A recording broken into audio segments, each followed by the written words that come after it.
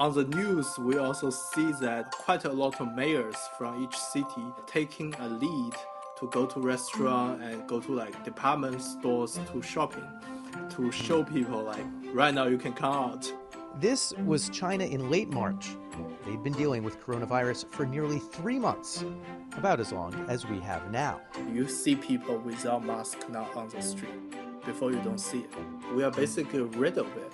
I mean, everybody who has it is in the hospital, and everybody doesn't have it is outside in the free world, right? Today, a conversation in a time capsule from inside China. I naturally have a disbelief in our government, but on the coronavirus issues, I don't think we are hiding any numbers. Hello from Queens. I'm Brooke Silva Braga. This is Ahead of the Curve. You cannot see me. This is our first audio-only episode because the man from Shanghai that we'll speak to today did not want his picture or name disclosed. China, of course, is an authoritarian country without a free press and with some big questions about how truthful they've been about coronavirus, what they knew when they knew it, and how much even today they're openly sharing with the rest of the world. I think that's part of what will make today's conversation interesting. It was recorded more than 6 weeks ago, just as skepticism about China was really building. And some of that skepticism remains. Some of it really has grown. But at least some of it, I think, should be dismissed based on what we're going to hear today. A loosening of restrictions in China many weeks ago now, that if things really were very bad there, should have led to a scale of death and sickness that we haven't seen happen in the intervening weeks. There is, of course, a big debate now in the U.S. about how and when we open and with what consequences. That wasn't really a topic here when we recorded this, but I think the answers about what they did in China will be interesting in retrospect. This is a conversation recorded on March 26th. So I guess the first thing is just how would you describe the situation there now?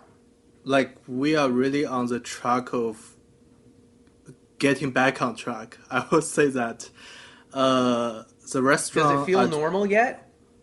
not yet, not normal yet.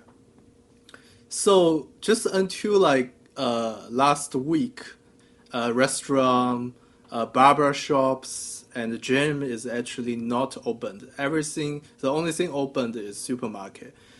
So just until last week, the barber shop and the restaurants started to open, and on the news, we also see that there's quite a lot of mayors from each city that are taking a lead to go to restaurant and to go to like department stores to shopping, to show people like right now you can come out, right now get out and spend money instead of put everything a stop. So this is what's just happened just last week. But if you want to say everything back to normal, I don't think so because before that there's people at our gated community. They check temperature. Everybody inside the community has like how to say a credential, a dog tag. We have to show we are the resident of this compound, and anyone else cannot come in. We have like a maid but she cannot come in because of the control. And right now, nobody checks for that credential anymore, and anybody can come in and go. Your friends can Okay. come visit you at home. But still, there's people checking temperature outside. So I won't say it's normal, but it's getting better. And did they See, kind of do all those changes at the same time? The barber shops and the restaurants and the ID to get in your building, or was there in stages? I think it's all kind of happening together. There's not really like a very clear command and go or stop kind of thing, but just you see people are getting lazy or they don't want to check it anymore. The temperature control is something you can see clearly because before there's people staying up until like 1 a.m. or 2 a.m. to check you. And just like recently since last week or last 10 days you can see that doesn't happen anymore, And even this period of time, like during dinner, lunch, and breakfast, you don't see people checking you because they are eating. But before Oh, that doesn't okay. happen, yeah, they got replacement, and Okay. That everyone sounds a need to little bit have a Chinese, credential. the idea of this system, but then if somebody has to go to lunch, the system just sort of falls apart. Yeah, but before they had a replacement, you know, and now they Okay. don't have replacement. And before there's like three people doing that, Ah, and now yeah. there's just one guy. How long was the period where it was the most intense? That I might not be able to say, because we come back from Japan. Actually, we went to Japan for 2 weeks from 27th of January, and then 2 weeks is like 11th of February something. We went back and we got back home pretty late. It was like 2 a.m. and there's like three people outside our compound, like stops the car. Mm, Who are you? And where did you come from? How long you stay there? Did you went to any other places? All these questions, and then they let us, come in, and we were told to not come out uh, unnecessarily.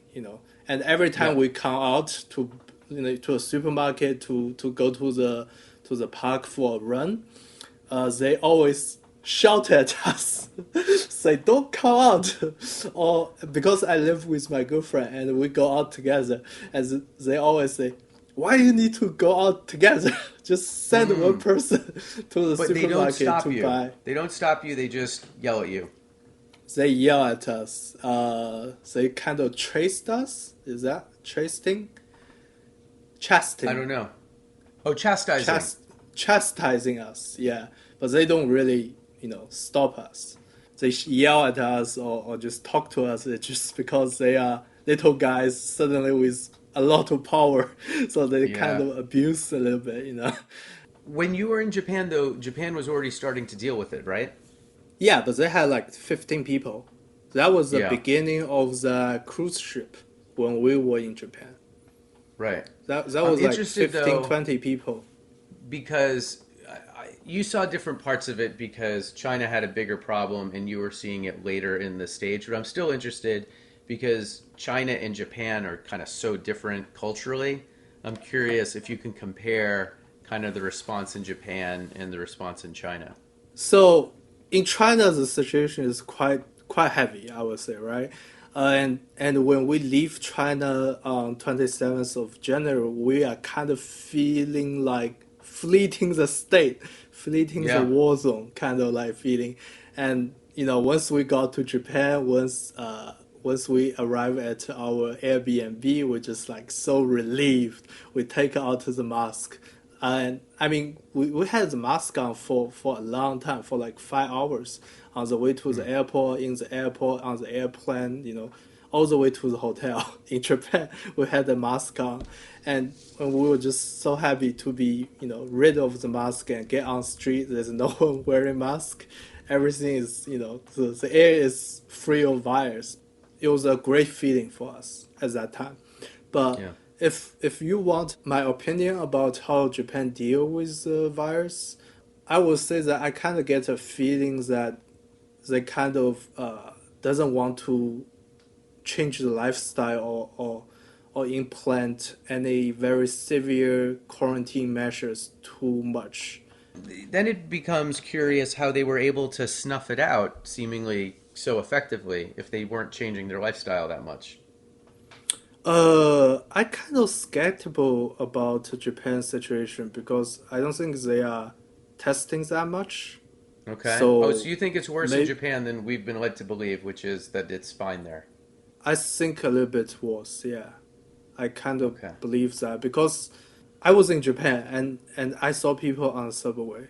I was crazy. I mean, so much people in so Right. crowded. Yeah, Yeah. How does it not spread on the Tokyo Metro? yeah. But the thing is, Japanese people does wear more mask normally. Like before the Yeah. corona, they wear much Yep. more masks than us. But still, I think, wow, how can they still do it? Like continue working, going to job, subway crowded every day. Especially in Tokyo, that subway is everybody's choice of transportation.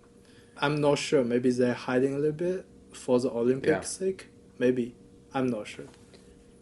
And I don't know like where you're getting all your information, but it's fair to say that the Chinese media is critical of Japan, doesn't have a real positive view of Japan as a That's starting something point. I want to say as well. The thing is that I read a lot. I read on the foreign media, I read on Twitter, and I also read a lot of Chinese media or Chinese netizen media, whatever things. So, I mean, my view of the world might be biased. What will be interesting to an American audience to hear a Chinese guy saying Japan might be hiding the cases is there's this widespread belief in the U.S. that China must be lying, or if they aren't lying anyway, we can't trust their numbers because we can't trust Chinese numbers. And Yes. I wonder how much like faith folks there seem to have in what they're hearing about how much better things seem to have gotten. Are people like breathing a sigh of relief there, or they're like, "Boy, I don't know. It's hard to know what's really happening here." I mean, I I naturally have a disbelief in our government, but on the coronavirus issues, I don't think we're hiding any numbers. And I think our numbers are accurate. We did have so much number, and now it's reduced to so much. And right now we are basically rid of it. I mean, everybody who has it is in the hospital. They cannot go out. They're in quarantine, and everybody doesn't have it is outside in the free world, right?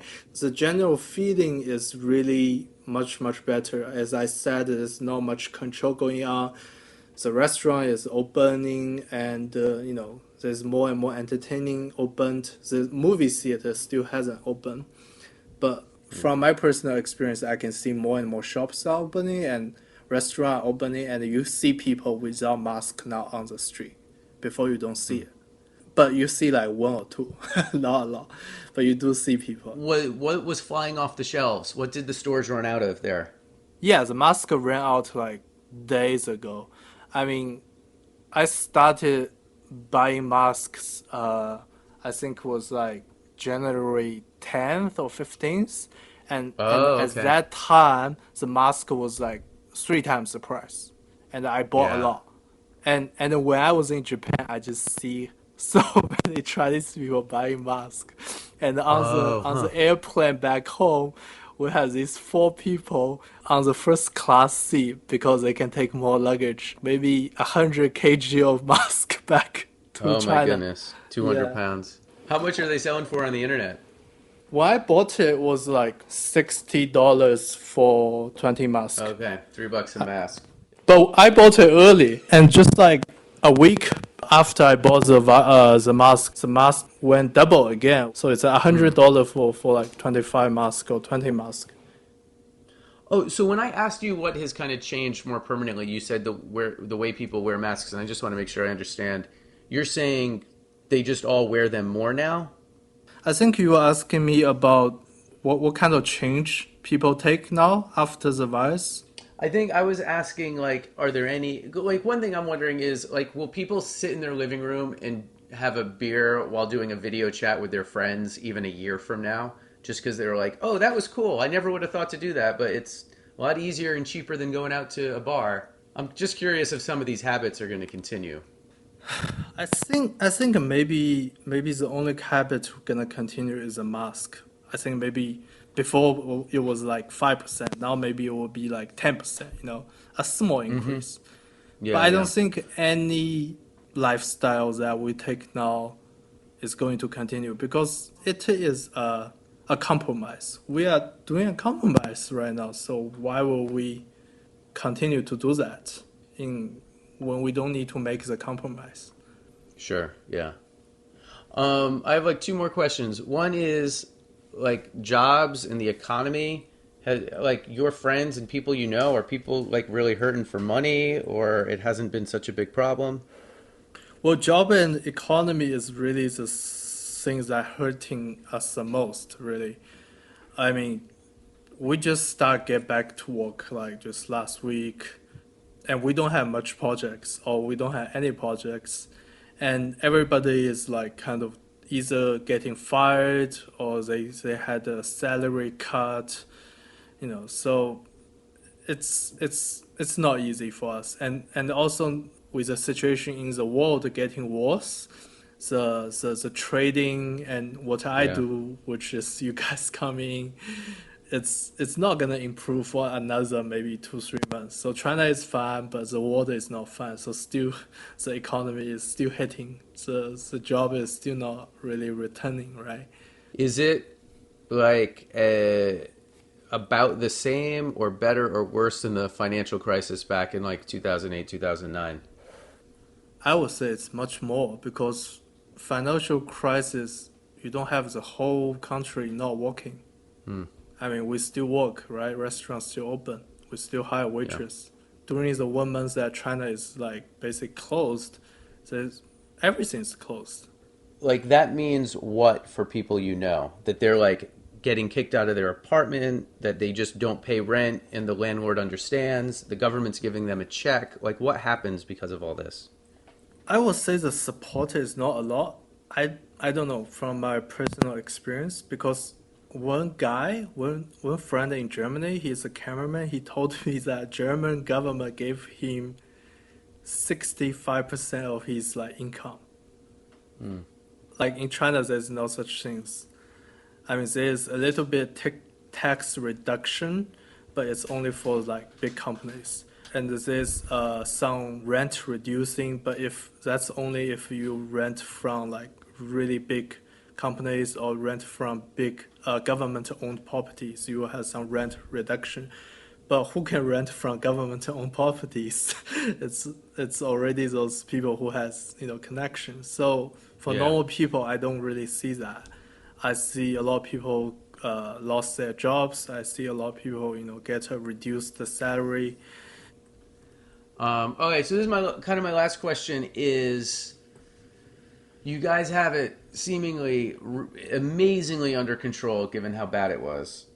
But I still wonder if just 10 people with it will make 30 people with it, will make 100 people with it, will make 1,000 people with it, and we'll be like down this same road again, not just in China, but like all over.